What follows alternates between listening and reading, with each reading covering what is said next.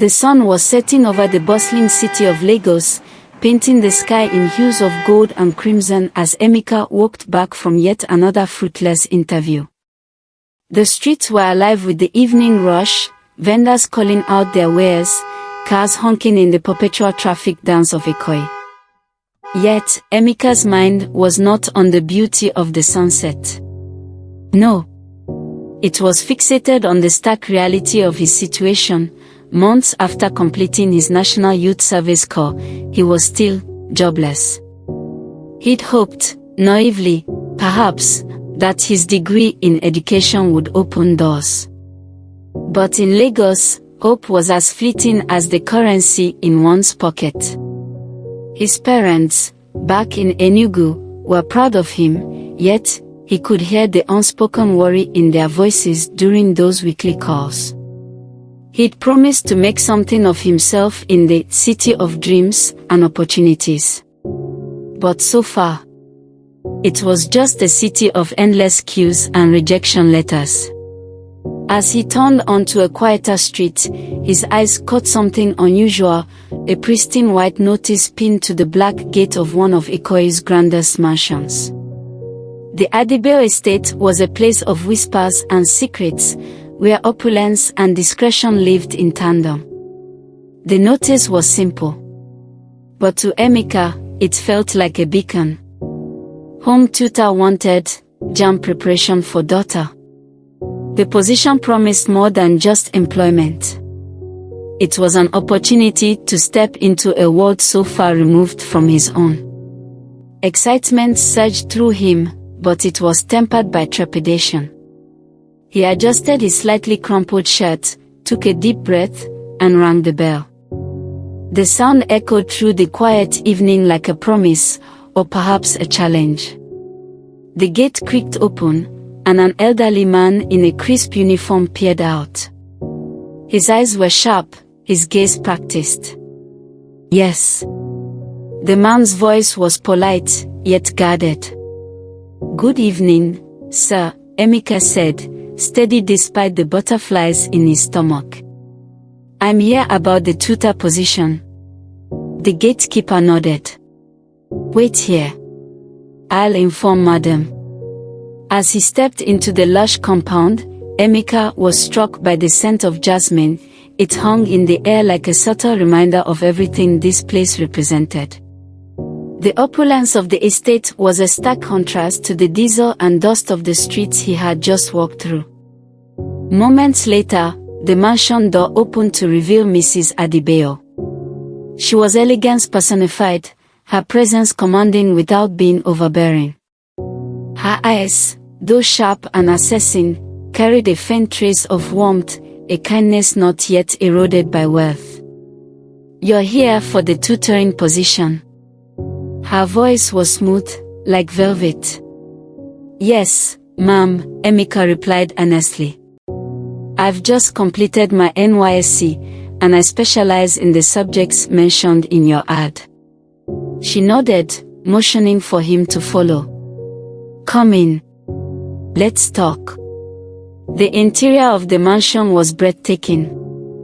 Marble floors gleamed under the glow of crystal chandeliers, and walls adorned with fine art whispered tales of wealth and refinement.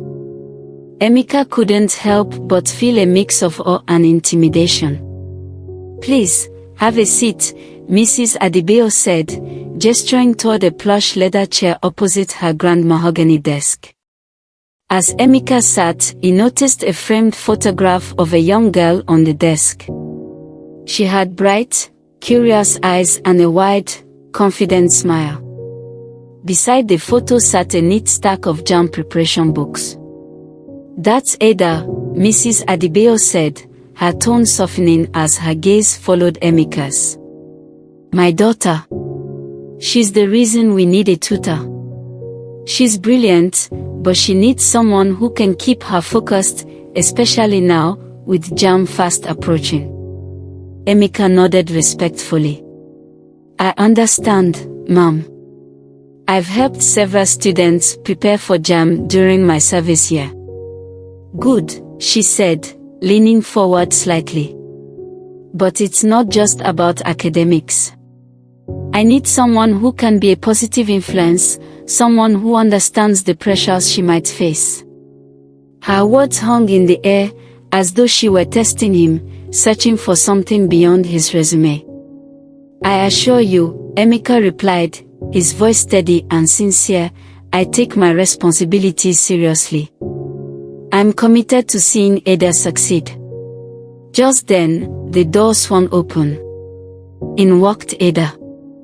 Dressed in a simple yet elegant dress, her hair neatly tied back, she carried herself with the confidence of someone accustomed to the privileges of her world. Her eyes, though curious, sparkled with a hint of challenge.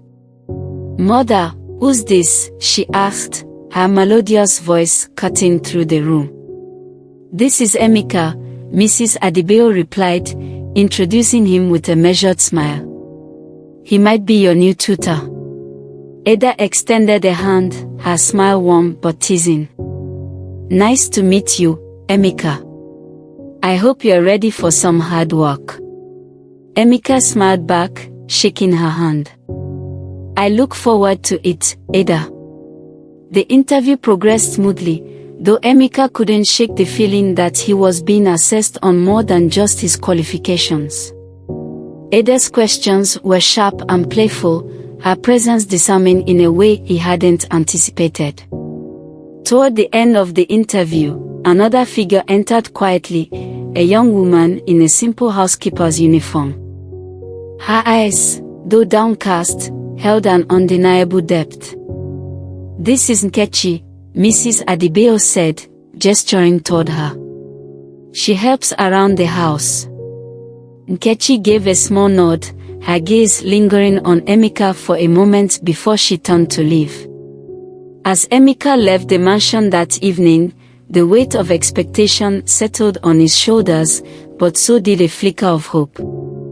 This job could be a turning point, a chance to prove himself in the city of dreams. He thought of Ada's confident smile, Nkechi's silent but intriguing gaze, and Mrs. Adebayo's piercing yet hopeful eyes.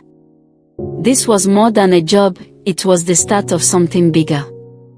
As he walked back to his modest apartment, the scent of jasmine still lingering in his mind, he couldn't shake the feeling that this mansion held more than just employment. It held stories, secrets, and perhaps a destiny he could never have foreseen.